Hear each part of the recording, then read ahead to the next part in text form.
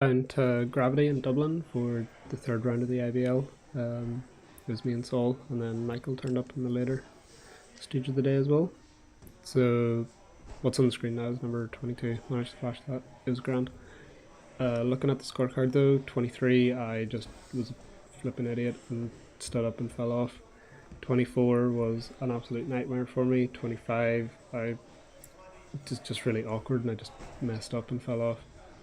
I'm like my own worst enemy in these comps. Whenever I fall off something that I feel like I should have flashed, I really get in my own head. So not being able to do 24 at the time really threw me off for 26 and 27. I just wasn't reading the boulders. I was doing like crap beta and stuff. I was fine with doing 30 and 29 on third go each, but really wish I'd flashed them as well. I feel like everything was flashable too. Number 30, it's got a cool jump start and a sloper. First attempt got to the last move, second attempt got to this bonus hole before my right hand like slipped off a bit and threw me off. First go it was this position and I messed up my feet a bit. Good.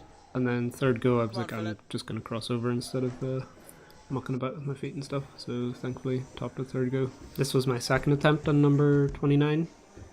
Thankfully did a third go. First go I banged everything in the wall, kind of spooked myself for the second go, and then third go stuck in this inside flag, which worked really well. I think the inside flag works well for moves where you're kind of like land and balance a bit. You just where you have plenty of time to put it in, and then it's like super effective at stopping or countering the rotation that you get.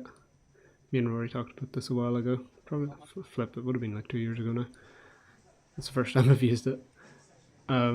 Struggled matching the last hold as well, but ended up just crimping a screw hole because I'm a scumbag. Here's Saul doing the boulder a bit more elegantly than me, and then he made the whole top look way better too. Come on. He managed to do the last move with like cupping the last hold instead of doing a screw hole. Got his feet sorted a bit better as well. It's meant to be feet first, there's no other way. Yeah. Thankfully managed to flash 28. I think that was one of the only bigger numbers that I managed to flash. It was super cruxy mantle problem. So you get up into this scoop, this flat hold scoop, and there's like a flat crimp above it as well. And you just have to put your right foot up and get over it.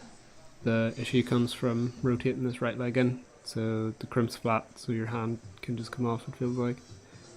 Once you get the right leg rotate around to the left and get your other foot on, then it's pretty much over. That's it. You can just stand up in the last holes.